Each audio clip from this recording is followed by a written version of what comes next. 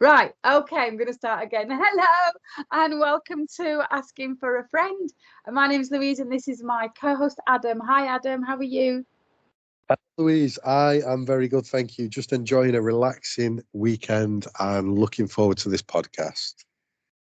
Oh, um, oh, wait, it said, oh, that's okay. I got a funny message then, but I am recording. Hey, Adam, guess what? What? Um, I've got a flight up to Shetland. Yes, you have. It's very exciting. I I am know. looking forward to you coming up. Yeah, I Um, would here, too. you'll probably be here at the very end of puffin season, so you might see Oh. some puffins. They might have flown off, but we'll see what we can do. They don't fly off. They just go and bob on the sea, don't they? Apparently, according to what you sent me. Yeah. So they appear in Shetland. I think it's May or June, or maybe a little bit earlier than that. And there's loads and loads of them at the south end of Shetland, and you can just wander among them. They're quite not tame, but they don't seem to be bothered by humans.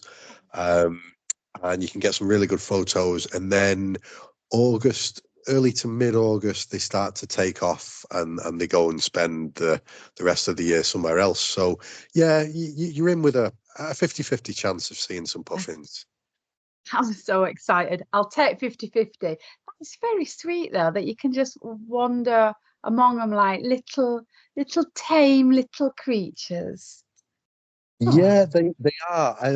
I've not actually been to see them myself that often, but whenever I've been, they've been very sociable. So yeah, we'll probably get quite close to some puffins. Yeah. and what do they taste like? Well, I don't know, but I believe that people used to eat them way back when in some of the smaller islands. And I think Okay. you go to, I'm not sure if it's the Faroe Islands or Iceland, just a bit further north. I think they possibly do still eat them. They probably taste like chicken. I don't know. Yeah, yeah, fair enough. Okay, I'll give it a miss then. Eating them, that is. So today I thought we would talk about government inquiries into child sexual abuse.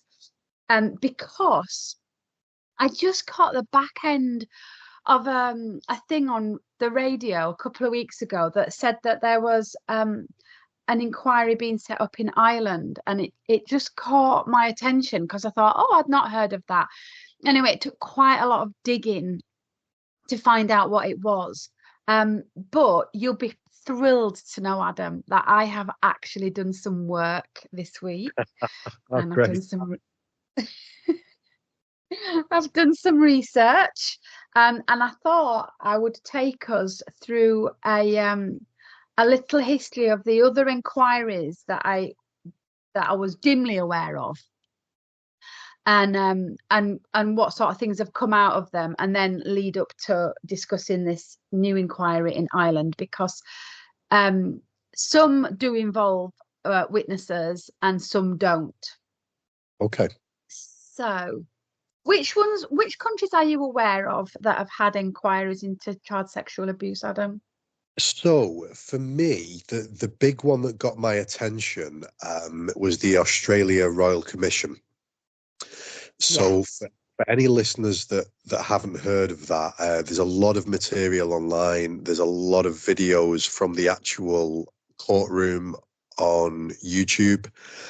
And it was a case of the government investigating public organizations or large organizations, religious organizations such as Jehovah's Witnesses, and trying to uncover sexual abuse. So, from what I know, and I don't know that much about the inquiry, but the Australia one, I think, uncovered 1006 separate instances of sexual abuse within the Jehovah's Witness organization in Australia. Yes, it did. And that was from the Jehovah's Witnesses' own records. That was from their own records that they kept. Yeah. And we'll come and talk a bit more about the Australia one because that is the gold standard of inquiries. But there have been some others. So did you know that there was one in New Zealand, um, which investigated abuse and neglect of children, young people, and adults in the care of the state and faith-based institutions. So this was basically children in care. Okay. And it came out with 95 recommendations, that one did. Um, so things like they recommended public apologies, a redress scheme, education and training, changes in the law, and some independent care agencies to oversee abuse going forward. Okay. There was another one. I'm not necessarily getting these in geographical chronological order. There was another one in May 2000, which was in Ireland, and this was the Commission to Inquire into Child Abuse. And they investigated child abuse in institutions, so kind of similar, but just linking it, I guess, to any institutions from 1940 to the present, as was 2000. Okay. The final report was in 5 volumes, so it was pretty hard to pull out any recommendations. And just reading the chapter headings of those 5 volumes was really depressing. It was just like a really long list of religious children's homes, homes for deaf children, Sisters of Mercy, Catholic this, Catholic that. It was really sad. Was it one that included the Magdalena laundries? Yes, I think it was. Yeah. Okay. Okay. The, I've seen a dramatization of that on TV. is that the one with Steve Coogan in it? I can't remember him being in it. It was fairly recent. It's called The Woman in the Wall, and it stars Ruth Wilson, who's a brilliant actress. And she is, I think she's an abuse survivor, and it goes through them trying to get some kind of public apology from the Catholic Church. Oh my goodness, the Steve Coogan one. I'm thinking about a different film then. That wow, yes, I think that might have been it. So some of the recommendations from that inquiry in Ireland in 2000 was a memorial. Lessons from the past should be learned. It was really woolly. There was nothing very specific. Culture of respect should be developed. They said there should be independent inspections. That was a bit more solid. Management should be accountable. Just like a list of virtuous things that could or could not happen.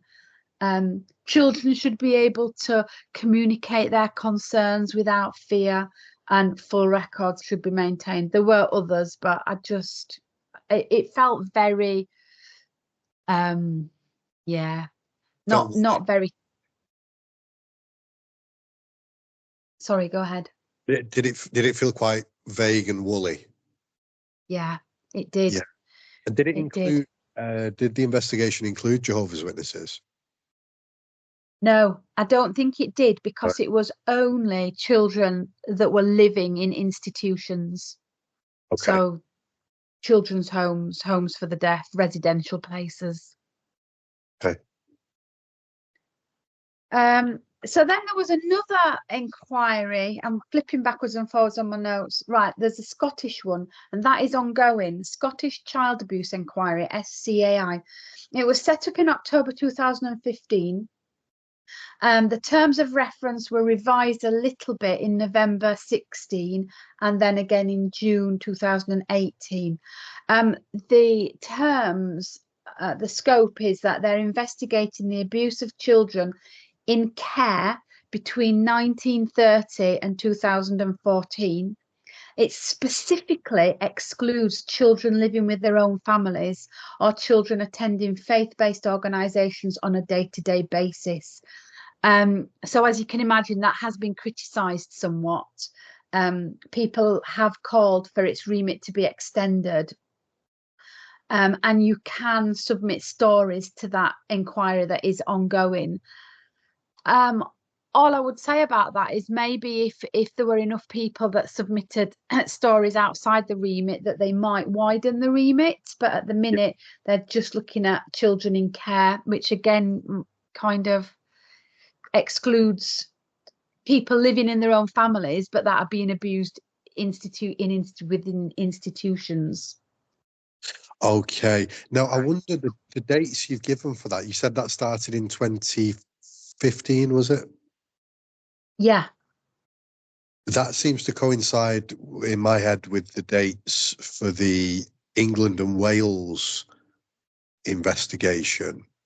And I seem to remember a lot of this was fueled by an article in The Guardian where hundreds of ex-Jehovah's Witnesses had come forward to kind of fuel that you must look at religious organisations as well.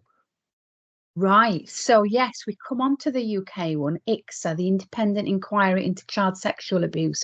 That was set up it was announced by Theresa May in July 2014. And originally, they did have a narrower remit, but I think you're right. They widened that remit because so many people came forward, and in particular, Jehovah's Witnesses, and they added another category in. So that Right. came out of really the inquiry into Jimmy Savile in 2012, 2013, where they realised that lots of institutions such as schools and hospitals had got problems. And then they set up the Independent Inquiry into Child Sexual Abuse, which is the English, the England and Wales one. So originally they were only, well, I say only, originally the remit was they were going to investigate Lambeth Council, Nottinghamshire Council, Rochdale Council, the Anglican Church, the Catholic Church, custodial institutions, residential schools, the impact of the internet, exploitation by organised networks, Westminster, and they were going to look at reparations. But you're right, it was widened. And they included other religious organisations, and Jehovah's Witnesses got included in that other religious organisations. Yeah. I bet they were delighted at the head office when they got that letter. Oh, I can imagine they were absolutely thrilled. Now, I remember in 2015, because they had three different chairs, the then chair, Justice Goddard, she sent a letter to the headquarters of all the religious institutions saying, and the letter said you had to disseminate this to all your branches and subsidiary member groups. And it Yeah. said that you must not destroy any evidence that might be asked for in the upcoming inquiry.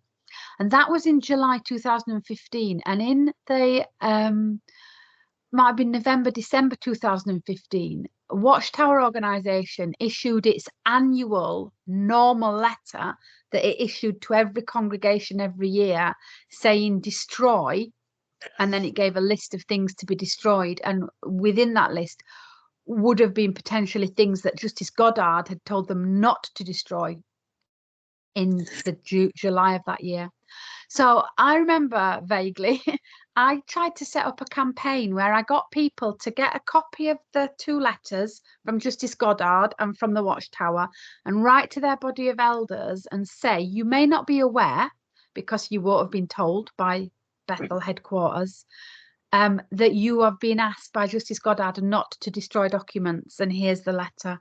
And I didn't quite know where it was going because ICSA hadn't really got off the ground then. There was nothing happening other than this that I'd heard of. And I just thought, this might be it just struck me as being really important. And I know lots of people did. Right. And and the other thing I did was I also copied all three letters. So the letter from Justice Goddard, the letter from Bethel to the elders saying destroy, and my letter saying you may not be aware of Justice Goddard's letter, don't destroy. And I sent it all to my local MP to say, here's a paper trail. because I Yeah. just thought they'll deny that they've ever been told that they were told not to destroy things. So again, I didn't quite know why I was doing it. My MP wrote back and he was like, don't know what this is about. And I thought, yeah, I'm not sure what it's about really, but I just feel that there's something in it. And what kind of percentage of bodies of elders in congregations of Jehovah's Witnesses do you think destroyed everything they had? Oh, I suspect all of them all the time because that letter apparently was an annual letter. It was Mm, just a standard annual letter that came out once every year to say destroy stuff. Now, I know that they ask for documents to be remitted to them in a blue envelope, don't they? If you've got yeah, ever, but not to keep it, to destroy anything that you've got locally in the congregation. Send the information about any known abusers to Bethel, yeah. but don't keep that information locally. So It's I interesting, think about 100 people wrote to their local congregations at that time right? saying, I'm just letting you know, Justice Goddard said don't destroy stuff. Interesting. So in 2015, 2016, I was still in a congregation.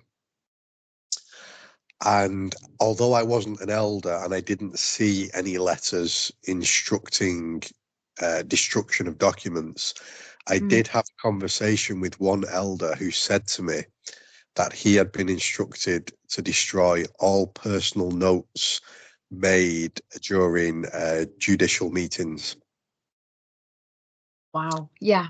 And that's So exactly what that letter said. It said all personal notes, all handwritten notes, all, yeah. So Wow. he'd gone back through his library, his folders, whatever he kept them in, and he'd burnt everything.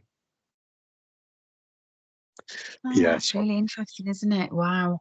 sure he wasn't on his own. I think, I mean, maybe there was some who thought, "Hang on a minute, I'm not going to destroy," because there's always some that sort of buck against the trend, don't they? But I think the majority will have destroyed all of the records. Yeah, I suspect they would. Um, and then once it's gone, isn't it? There's no way of proving it ever existed. Or, I mean, like I always think that about when you request. I've done a what's that one where you can request your personal information from different organisations? Not it's like public information, public anyway. I've done Not that, and they always write back and say, "No, we don't have anything." Well, how would you know? Like, how would you even know if they were lying or not? It's just, yeah, absolutely. You've just got to rely on goodwill, really, haven't you? yeah, yeah, you do. So anyway, you're right. ICSA did get widened, and witnesses were added. Um, under so there was a new category, child protection in religious organisations and settings, and they were heard round about March, May of 2020. So they had different investigations, and there were various ex-Jehovah's Witnesses who you probably know now who got appointed as core participants to ICSA. So you could apply and be a core participant, and therefore you got to make representations. So when, for instance, if the Jehovah's Witnesses told the inquiry, no, we don't have this or we don't have that, then that core participant group was able to provide them with like the elders handbook and all sorts of inside documentation, elders letters and lots of things that were really useful for ICSA. So that group was called ex Jehovah's Witness Advocates Opposing Crimes Against Children. Okay. And there were people in that group like Nick French and John Viney and quite a big, I think 8 or 9 people whose names I should have looked up um, to list them all. And they did an absolute sterling job in providing the inquiry with like all the information that that the Jehovah's Witnesses probably denied having.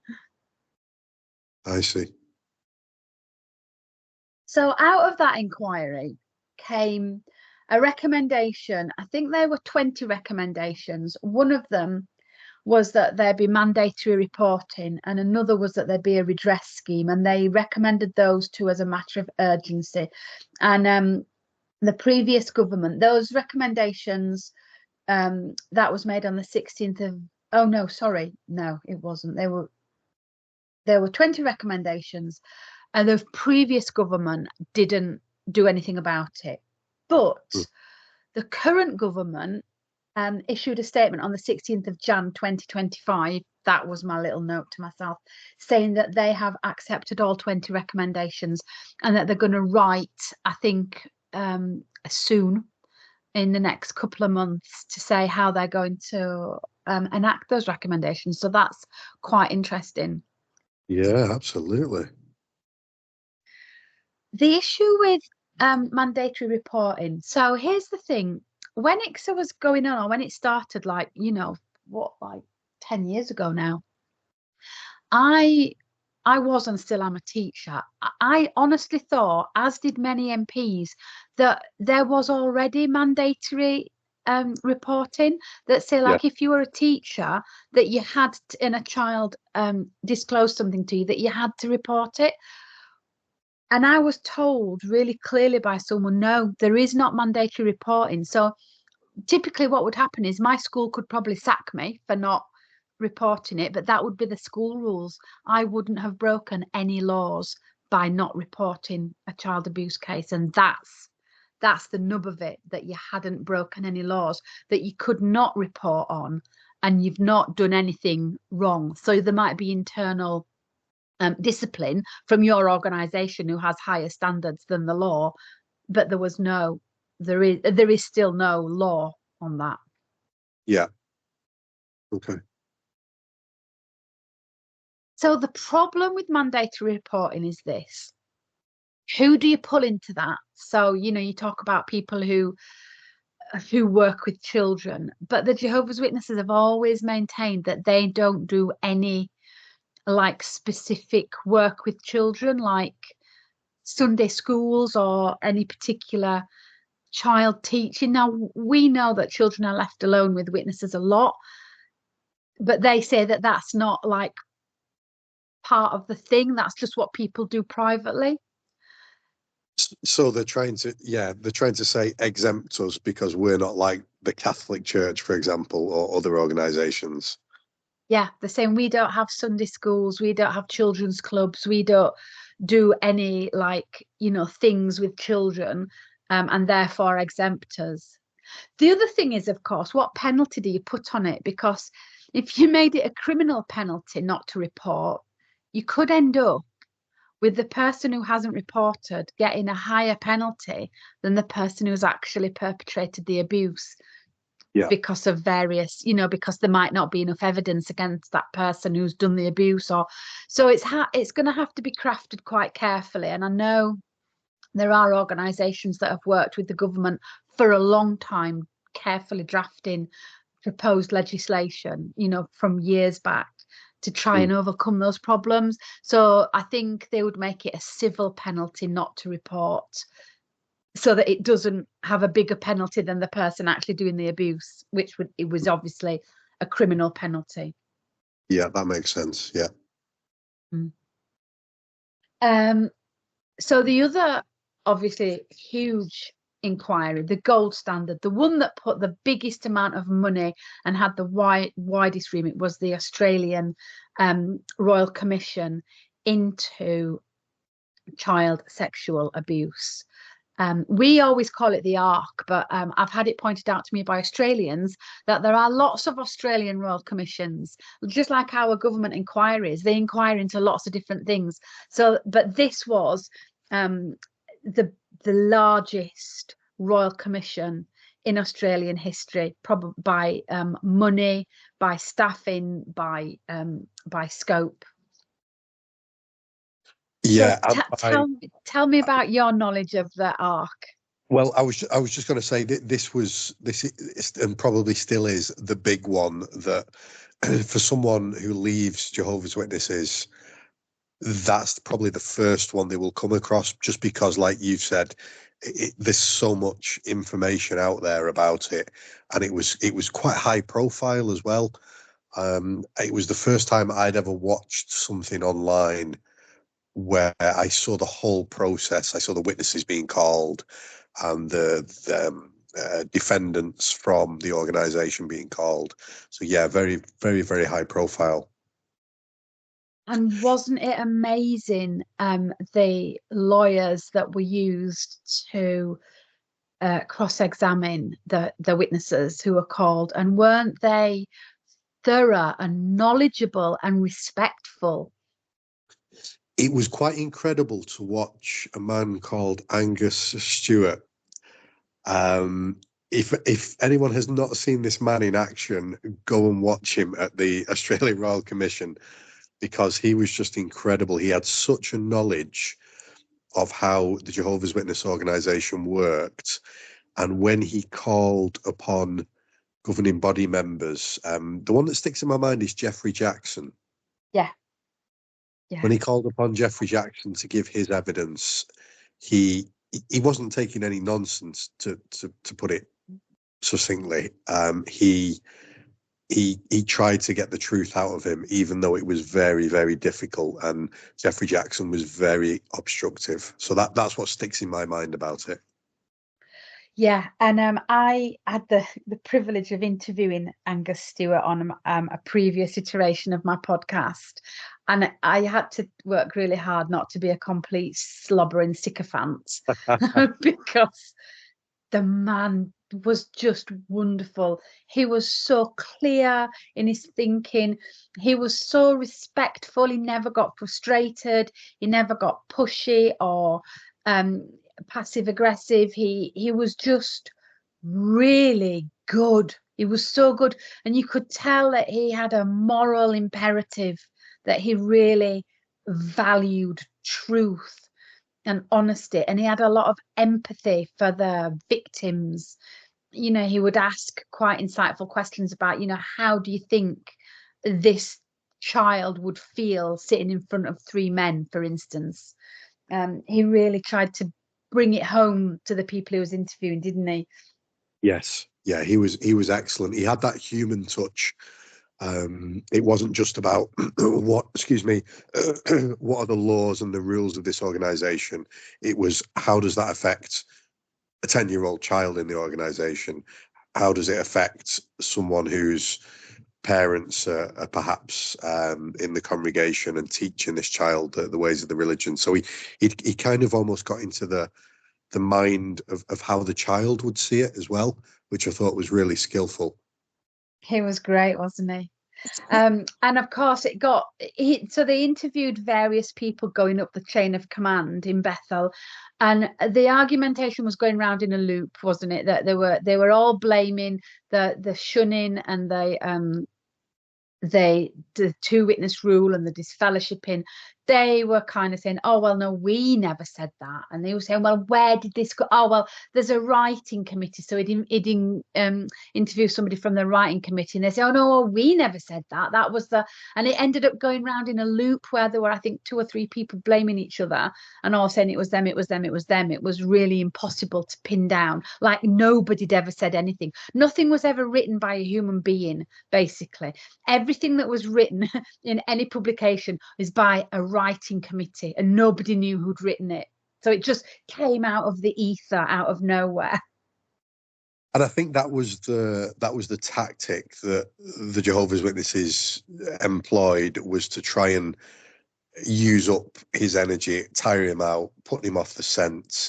It was all deflection, wasn't it? Yeah, it was. So in the end, they get governing body member Jeffrey Jackson to testify. And here's the thing, like Jeffrey is Australian, isn't he? But he wasn't in Australia for part of the Royal Commission. But then he'd gone to Australia to visit a family member, and they'd kind of subpoenaed him while he was there. So there was quite a tension Yeah. about, is he going to show up, or is he going to like try and escape?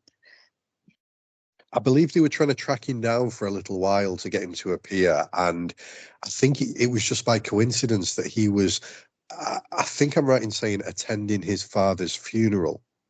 That's right. So he happened to be there, and they basically said, well, look, he's going to be here. let him go to the funeral, and then we shall speak to him. And they did. I almost thought we were going to have to get Tim Minchin to do a Cardinal Come Home Cardinal Pell type song for Jeffrey Jackson Yeah. to get him to attend, but no, he showed up. So it was the most riveting watch because you know, a member of the governing body, it's irrefutable. A Jehovah's Witness could watch that, and it's a member of the governing body being interviewed. And I remember sitting up through the night to watch it because obviously it was Australian time, and they're not normal. They all stay awake at night and go to sleep during the day. So I stayed up during the night to watch that testimony. I don't know if you did or if you watched it later on. No, I watched it later on. When did it start? Was it 2014, 2015? Yeah, I think it started. Yeah, it was announced on the 12th of November 2012, and the Oh, right. final report was in December 2017. So you're right, it must have been in between like 2015-ish, yeah. Yeah, I can remember. I wasn't aware of the Australia Royal Commission when I was sort of leaving the organisation, Right. but I do remember that I discovered it very soon after leaving the organisation in 2017, Oh, and I wow. started to watch it then. And I've got to say, honestly, that even when I left, I had some respect for Jeffrey Jackson. If Mm, for anyone that's never seen him speak or has never heard any of his speeches, he he's easy to listen to. hmm He makes when he constructs his talks, he makes a lot of sense. He puts things in there that really help you understand the points he's making, and he seems quite personable. When mm. I heard him testify at the Australia Royal Commission, I lost complete respect for him within about 5 minutes How because interesting. it was apparent that he was out to deceive them as much as he possibly could. He was obfuscating heavily, Yes. wasn't he? Yes, he was. He was. That's a good way of describing it. He was, if I can say the word, obfuscate, obfuscating. Oh. Um, yeah, he was. He was trying to make them. I think it was almost like a gaslighting kind of thing. He was Mm. trying to make them think that they were stupid for asking the questions they did, and in the end, it made him look like the fool. Yeah, it did. It was kind of that, you know, when Prince Andrew did that interview and Oh, he right. thought that everyone would just understand that he was completely innocent and X, Y, and Z. And actually, he was so, I mean, he didn't come across as arrogant, but his thinking process was so arrogant that he thought, I can just tell a few outlandishly ridiculous lies and people will just believe it because I want them to. It was that I felt it was that similar kind of energy. He didn't come over as arrogant, but the thinking process that people would believe this casual throwaway nonsense and not see through it, I thought was quite arrogant. Yes, it was arrogant, and I did watch the Prince Andrew interview, and I felt that he was. I think there was a degree of arrogance to him, but he also had seemed to have no grasp on reality at all. Um, Yeah, no understanding that when you told a lie, when you said, "Oh, I don't sweat because this, that, and the other," that just thinking people would believe that, like, how stupid do you have to be to think people will believe something so stupid? And I felt a bit the same with Jeffrey Jackson because in the end, he did lie under oath about the shunning, didn't he? he did, yeah, yeah, and it was very plain to see. Yeah, Very and plain to see. that I thought was removed from reality. To think you're lost in your own echo chamber, aren't you, when you tell those casual lies that you've kind of internalized so you believe them, like, well, no, we don't really shun, it's their fault for leaving. If we can't help it if they leave, What are we supposed to do? And not seeing that from an outsider's point of view, just because all you've heard is your own echo chamber for so many years, that you don't see how that would sound to an outsider. And that's what I thought about Jeffrey Jackson, that he had no concept of how hilarious that would sound in court. Absolutely. And I think probably to set the scene, what had happened in the preceding summoning of witnesses was that elders had been sent, I think, from the Australia branch to make their case, and they were completely eviscerated by Angus Stewart and made to look like fools. And I did feel sorry for them because they'd been thrown under the bus by the Jehovah's Witnesses, and they were sent there to defend indefendable policies.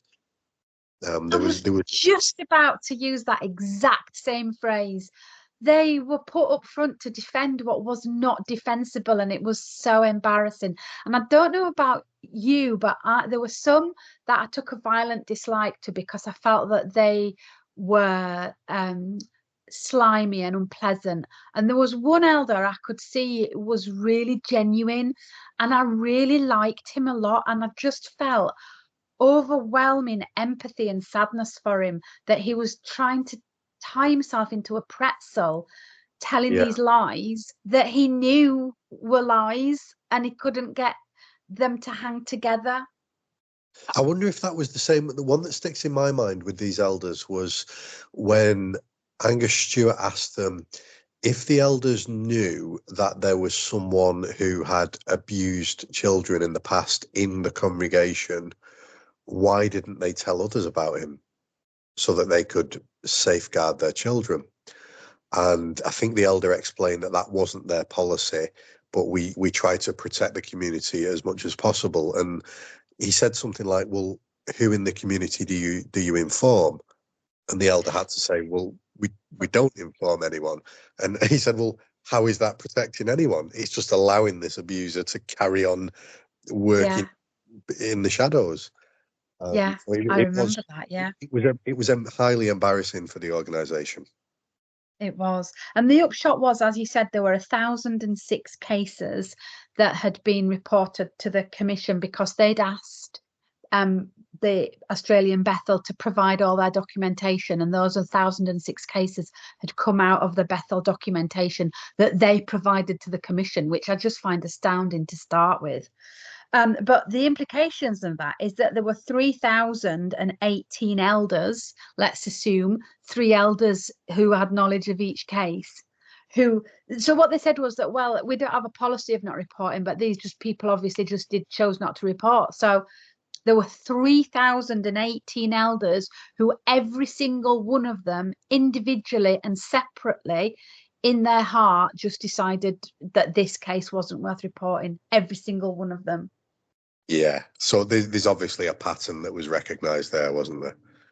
Yeah. Yeah. So Yeah. It is. what came out of, sorry, go ahead. I was just going to say it astounded me when I first learnt of it that these 1,006 cases which were uncovered and zero were reported to the police. So that tells you right away that there's a serious problem in this organisation. No, that's really sad, isn't it? I can't, if a child came to me and even said like, "Mum, you know, my dad's hit me or my mum's smacked me with a belt," I'd I'd feel the need to do something, not keep it to myself. I'd have to go to I'd have to report that. And that's not even sexual abuse. That's just, something unpleasant happening. Now, where were you when I was a child and I was misbehaving at the meetings and my dad took me outside and gave me a beating? I don't know. I'm sorry. Not in Manchester, obviously. It was quite, I shouldn't laugh at it really, but there was this boy in the congregation I grew up in, and he was a couple of years older than me. And he misbehaved in the meetings a bit more than I did. So during the meeting, you could see that, the parents are getting a bit stressed, and his dad goes, right, that's it, picks him up and he's marching him out of the main hall. This is while the meeting is in progress. Yeah. And he must have thought, you know, I'm going to get a beating, so I might as well go for it. So as he's being manhandled out of the main hall, he just shouts, "Merry Christmas, everyone." And his dad takes him out in the back room and gives him a walloping. That's epic. That's genius. I just remember my friends shouting, "Save me, Jehovah, save me," and grabbing onto the chairs as they were being pulled out. It was awful though, because I can remember trying to hang on to a chair to stop my dad. It didn't happen often, but sometimes if I misbehaved in the meeting, I'd get taken outside and given a smack. And I can remember trying to hold on to the chair to stop being taken out into the back room. And I Really, can remember a child also saying, as they were being taken out, "Please don't hit me, please don't hit me." And you think, well, you know, that's you know, it's wrong. It is it's wrong. wrong. I now think, having had my own children, I now think it's child abuse. I have never had to hit my children to make them behave. Never. I've never had to shout at them. They just they have managed to behave by being treated with love and respect and care and being listened to. When I think about that's kind of digressing here a bit, but I do think it is child abuse, not obviously not sexual abuse, it's physical abuse. About a big 6 foot man smacking a little 3-year-old girl. That is abuse. And I think as well, Anyway. absolutely it is. And I think as well, in the scenario where it's a meeting of Jehovah's Witnesses, there's almost an unsaid pressure on the parent that the meeting is the most important thing here. If you have to take your child out and give them a good hiding to keep them quiet during the meeting, then that's acceptable. And that pressure is coming from the rest of the congregation, I think. I did a comedy video under my nom de plume Katie Kitten on YouTube called Spanking. Oddly, because it's called Spanking, it's the one that's got the most views, but it is exactly about that. Yeah. So, going back to the Australian Royal Commission, the recommendations that came out of that were good and powerful and enacted by the Australian government. And one of them was to have a redress scheme that every organisation had to join, that victims could apply to the redress scheme and they could request an apology, an in-person apology from the organisation. Therapy and financial recompense. Now, you might be surprised to hear that a small number of groups refused to join the redress scheme. Some of them were like very small groups, like like a little tennis club where there were just a few people in.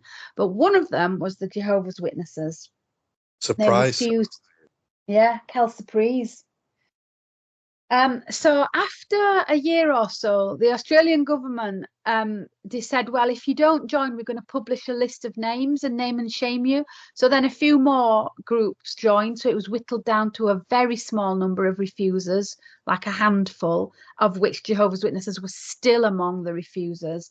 And then I think the Australian government said that they would enact some kind of penalty. So the Jehovah's Witnesses have now joined the redress scheme. So in the links, I'm going to put a link to a video on the saysorry.org website that gives you information. If you are a victim of child sexual abuse in Australia, you can apply to the redress scheme anytime up to the 30th of June 2017 for financial redress for your abuse. I see.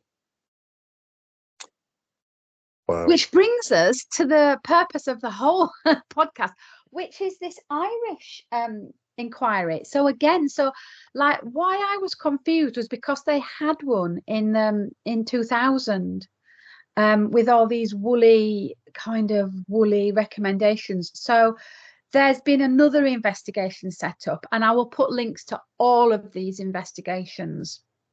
Um, it's called the Commission of Investigation to Examine Historic Sexual Abuse in Day and Boarding Schools run by religious orders. So quite narrow terms.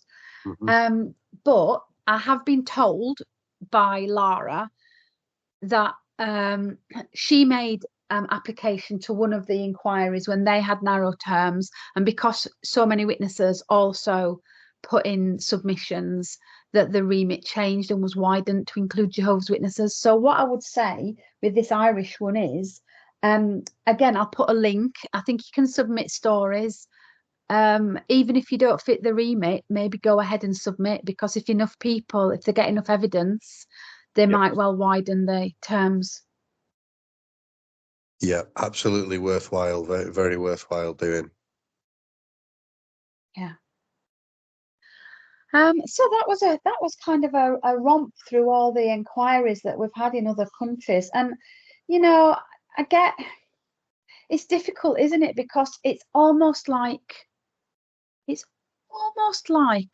child abuse is normal. It's happened to so many children in so many places and institutions. They're just so vulnerable. They're sitting ducks, children. They have no agency or power over anything that's happening to them. And yeah, it's really sad. And I think this is one of the reasons why governments have shied away a little bit or have had narrow remits, because they're frightened that if they open it up, that it's so vast that they won't know where to start, is my feeling. Yeah, and I think we're seeing those floodgates well and truly open now, aren't we? A lot of, well, listeners will perhaps have been Jehovah's Witnesses or maybe still are. And I just think that the growing up as a child in the Jehovah's Witness organization is such a niche, unique experience. It's almost taken me about 20 years to kind of process it. Um, Mm, there's so much that you do and you're involved in as a Jehovah's Witness child that you don't really question at the time. But when you're an adult, there's so many questions about the activities that you're asked to be involved in. And I think if you were able to consent or not consent, you probably wouldn't have consented to a lot of the activities. yeah, But because you're a child, you're told what to do and you have to go along with it. There's no option really. So it is yeah, yeah. such a strange upbringing, really is. There's just one thing I'd like to address in this whole subject, and I do understand this argument, and it's probably an argument I would have made myself 10 years ago. And the argument is, well, it's not an organization's fault if there are bad apples within that. Yeah, Say, like from my experience of being a teacher, say you run a school, you're the head teacher of a school, and then you find out a teacher is a an abuser or has been downloading child pornography. You can't help that this guy has been doing that. It's not your fault. And I would agree with that.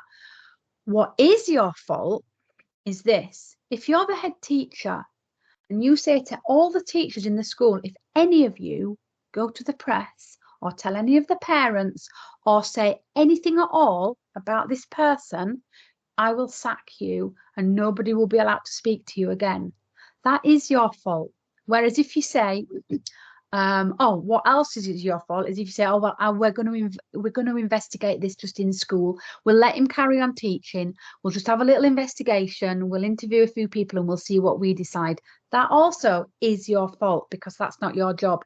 What you should do is say, I don't know if he has or he hasn't, because I'm not a police officer. So what I'm going to do is I'm going to report it to the police, who are experts in investigating crimes, and they can investigate. And if he's innocent, that's really sad that somebody's accused him of that, and possibly life-changingly sad. But if he is, then it's been dealt with. And that's the difference, I think, why the Jehovah's Witnesses are culpable, the organisation.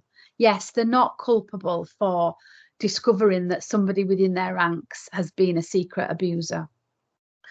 What they absolutely are culpable for is what they do after they discover that. And that's what the whole issue is about. It's not about just finding bad apples and going, oh my God, you can't help who joins your organization. It's about what you do when you find a bad apple. If you cover it over and hide it, and or maybe move them to another school, right? Say, oh, we'll just shuffle him, let him be a PE teacher in this neighbouring school instead where nobody knows him, then you are absolutely culpable. And that is why the organisation has been held liable in court cases, not because they've had a bad apple among the ranks, but because what they've done about it after they've found out. It's such a good illustration, that, Louise. It's so good. Because you're absolutely right. There's bad apples in all organizations at all walks of life.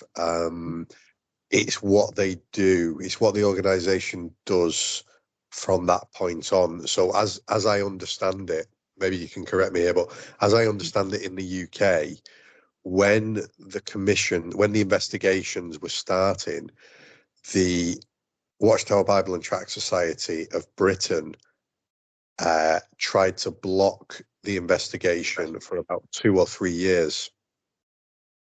Yes, they did. Now, Yeah. I'm not sure whether they did that because they knew they might lose a lot of money if their charity status was taken off them. I'm guessing that was probably the main reason. But they also have this thing, I know when I was in the organisation, they have this thing that we deal with it internally because we don't want to give the organisation a bad reputation. We don't want to bring it into disrepute. So they will Yeah. cover up and hide and do things internally, even if it's things of a criminal nature like child sexual abuse. So I think Yeah. those maybe the motivating factors. Yeah, and I know also that elders, where there've been child abuse cases in congregations, elders have actively um, not cooperated with police over those criminal investigations. Even where people have ended up going to prison for their abuse, the elders have like actively denied information to the police, which is sad when there's children involved. It's there are children involved. It's just sad that this reputation, but all organizations do that, don't they? They put the, I mean, I'm bringing in really weird analogies here, but I watched a program about Chernobyl recently, and that was that reputation. They tried to hide the fact that Chernobyl had blown up, even as there was like radioactive material blowing across Scandinavian countries, because they didn't want the reputational damage, which is just ridiculous. Yeah, and I So, think there is a lot of that within these religious groups, definitely. yeah, definitely. So I think we will be able to report on this again when the current government, does say how they're going to enact those 20 recommendations from the England and Wales inquiry. And that'll be really interesting, because we'll see whether elders are included as mandatory reporters, and we'll see what that means. And that might be interesting. Given this, I mean, there are lots of subjects that we discuss like this one, aren't they? And who would want to be an elder in the Jehovah's Oh, Witnesses? Who would and want that? well, I think that's a subject for a different podcast, actually, because I know there was a time when, um, a few years ago, when they kind of tried to unlink elders' appointments from the central Bethel, didn't they? So that effectively elders would be thrown under the bus. And I think it was for this purpose entirely, so that if elders got taken to court over things, that they could say, well, we didn't appoint them. Oh, they made it the circuit overseers appointing them, Yes. didn't they? So, well, they appointed them, not us. I can't just remember the date on it. I've got a feeling it was around about maybe 2009, 2010. Yeah, But that there sounds was a right. letter sent out basically saying that the approval to appoint an elder no longer comes from the branch office, the headquarters. It is the circuit overseer's responsibility. So they were, like you say, distancing themselves and throwing the circuit overseer under the bus. Yeah, yeah. Sad, really, isn't it? As you say, who'd want to be an elder? Well, I guess this is why they've now opened up being an elder to 20-year-olds, 21-year-olds, because they're just running out of people to do the job. Yeah, and also people who won't have knowledge of the history of all this stuff, and fresh legs, they don't know the backstory to anything, and you come in new, don't you? And I guess, yeah. Absolutely, Well, that yeah. yeah. So that was quite a heavy duty podcast, wasn't it? It was. It's a tough subject to talk about, and it's a tough Yeah, subject to listen to. But actually, once you get into the ins and outs of it, it's fascinating to see how organisations respond in different ways to government inquiries. Like you yeah. were saying, the ideal should be, okay, we're going to suspend this person, we're going to inform the authorities, and we're going to let them do their investigation. Or you can take it to the other extreme and say, right, we're going to lawyer up, we're going to what was the word again? Obfuscate. Obfuscate. Yeah, We're don't know going if to I'm saying it stall it. right now. We're going to stall it and delay it and lie and deceive as much as we Yeah. can to put them off the trail, and that's exactly what these people have done. Just So like Jesus would do. yeah, what would Jesus do? Yeah. Yeah.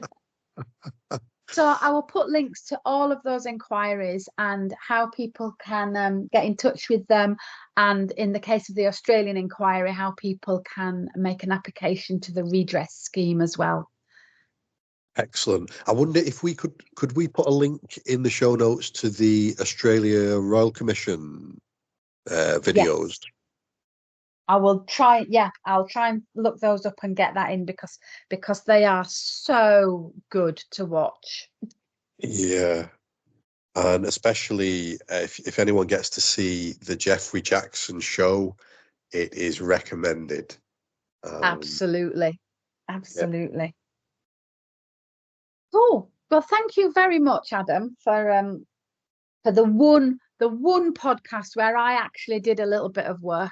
We're gonna return. Normal service will be resumed next time. You can do all the footwork after this. I'll put my feet up. Yeah, well, we need to come up with some ideas as to what to discuss on the next podcast. I did have a thought, so I wonder what you thought about that. Go ahead. Um, it's a question I have been asked sort of periodically over the years, and that is, do Jehovah's Witnesses allow gay people within the organization? I feel that there's a podcast in that. That is an excellent podcast. We might even have a guest for that one. You've got my Ooh. juices, my brain juices cracking on there. Yeah, it's a question that I've been asked by people who are just curious as to what life was like within the organization, and I mean, I can give them a fairly simple answer, but there's quite a lot of subject material, so I think that might be a good subject to discuss. That's a fantastic one. That is next time's podcast. Thank you very much, Adam. No, thank you. And thank you to our two listeners for listening to Asking for a Friend. Yeah, thank you, our two listeners. Bye. Cheerio. Cool. That's a great one. I mean, Steph could come on, or I've got a friend in Portugal called Daniel, um, who's got loads of stories about ministerial servants trying to cop off with him. Do you think we could get them both on the same podcast? Yeah, I do. Yeah, yeah. We'll work Uh, on that. That'd be so brilliant. Thank one you. of the, one of the most recent questions I got about this, I said to someone, look at this video. So I showed them the official JW website, and there's a cartoon that they've created specifically for children, and it's about 3 minutes long, and it's called One Man, One Woman, and it's Oh God. basically a propaganda cartoon Yeah. indoctrinating children to say gay